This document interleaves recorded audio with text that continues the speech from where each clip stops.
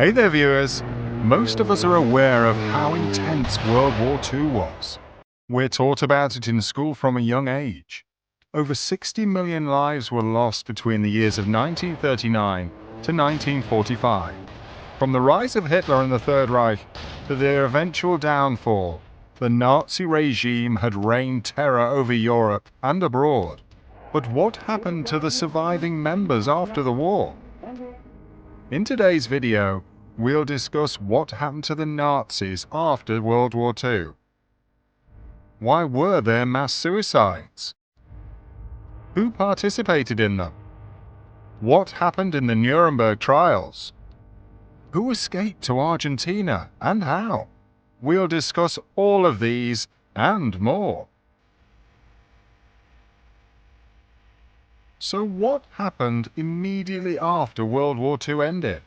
After the Second World War, the Allied forces took up the initiative to get rid of all forms of Nazi ideology from society.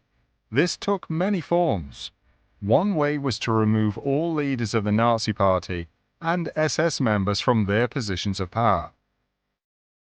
But that was not all there was to the Nazis. Considering the number of Nazis, it wasn't always possible to bring everyone to justice. So what happened to all the Nazis after the war ended? Post-war, Germany was split into 4 zones of Allied occupation. These were Northeast Germany, controlled by the Soviet Union; Southeast Germany, controlled by the United States; Southwest Germany, controlled by France; and Northwest Germany, controlled by Great Britain. Each zone had to carry out the denazification process differently. The Allied Control Council announced 5 categories of Nazis, and each of them were dealt with separately. Major offenders were to be sentenced to life imprisonment or death. Profiteers, activists, and militarists were to be sentenced up to 10 years of imprisonment. Lesser offenders were to be put on probation for up to 3 years. Nazi followers and supporters were to be subjected to surveillance and a fine. Exonerated individuals would be given no punishment. The denazification process took place at all layers of German society, from government to society. Libraries were purged of Nazi publications, and former Nazis were removed from their offices.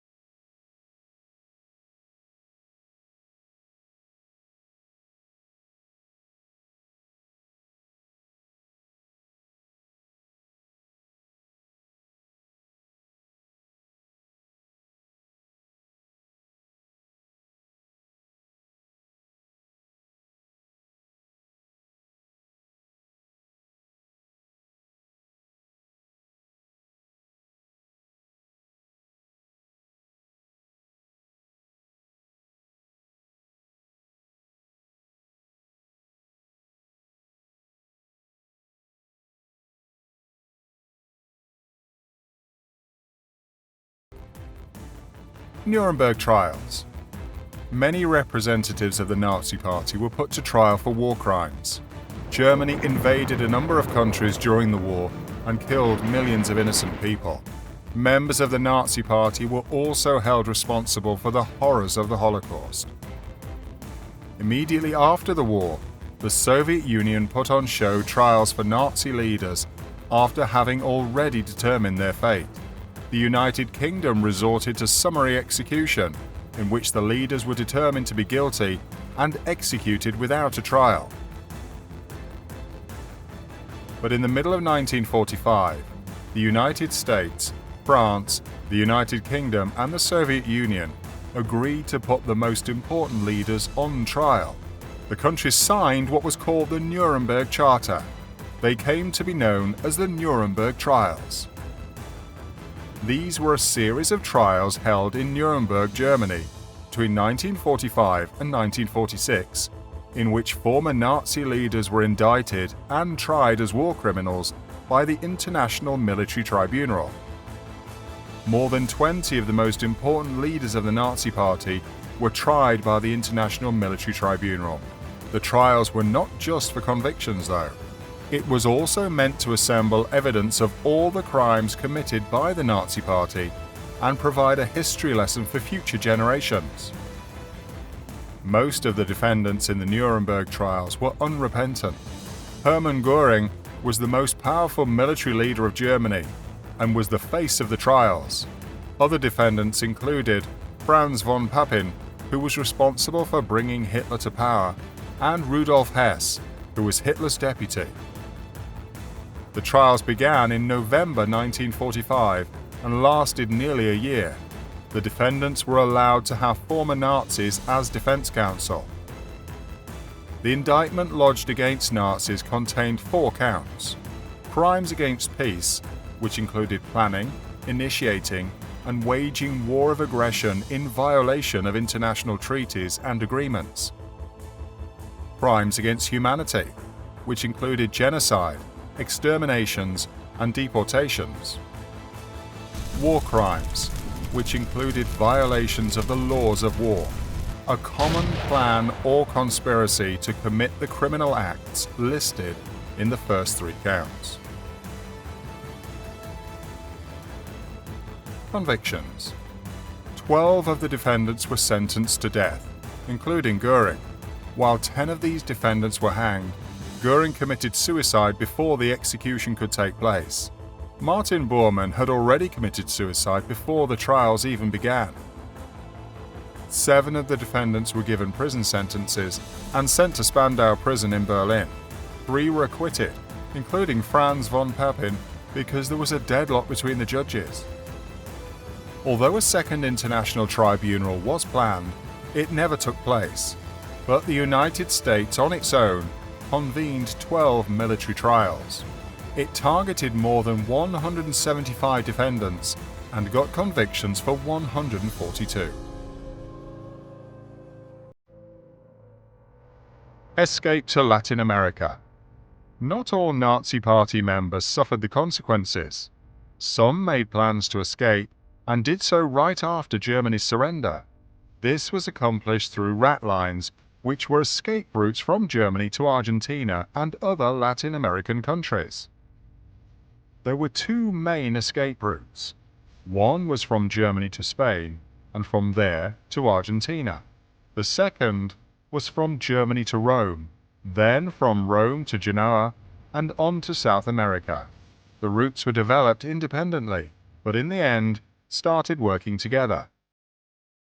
The early supporter of these rat lines was Austrian Catholic Bishop Alois Hudal.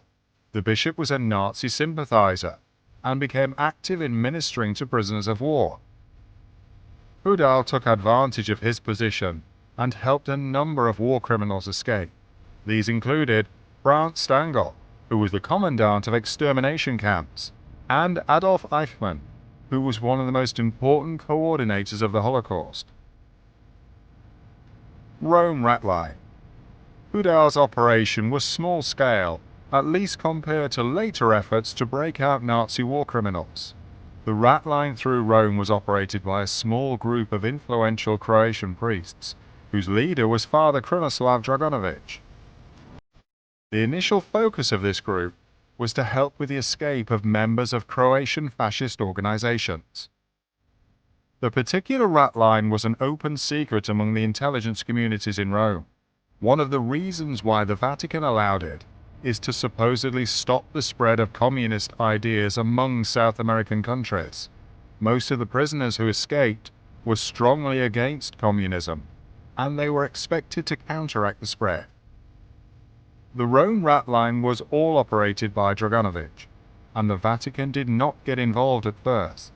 Eventually, there were 4 occasions when it did get involved and asked for the release of Croatian prisoners of war from internment camps in Italy. U.S. intelligence operations.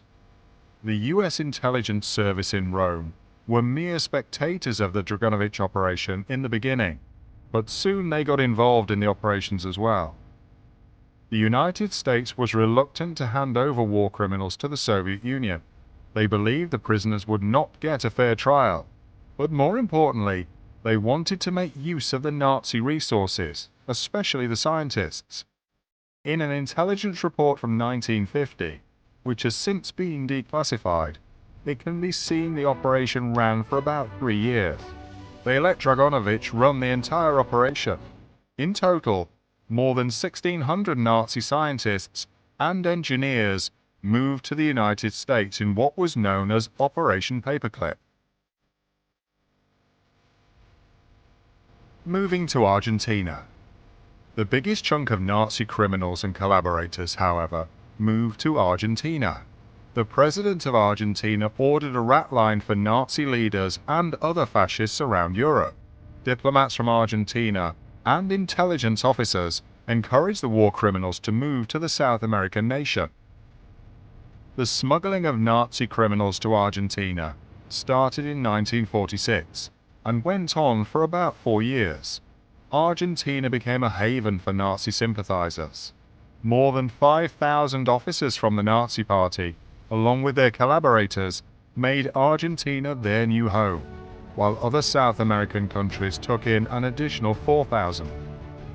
Denazification definitely wasn't a walk in the park. Interested in knowing more about it? For instance, what made Hitler's relatives make a pact to never have children? Let's keep the conversation going with a couple more videos, shall we? Here's what you need to know. Check out how Hitler's relatives made a pact to never have children. 25 eye-opening historical facts. You can also try the most brutal historical punishment techniques. Go ahead, click one, or better yet, watch both, and learn more about history. Did you know about the aftermath of World War II and denazification before watching this video? Let us know in the comments below.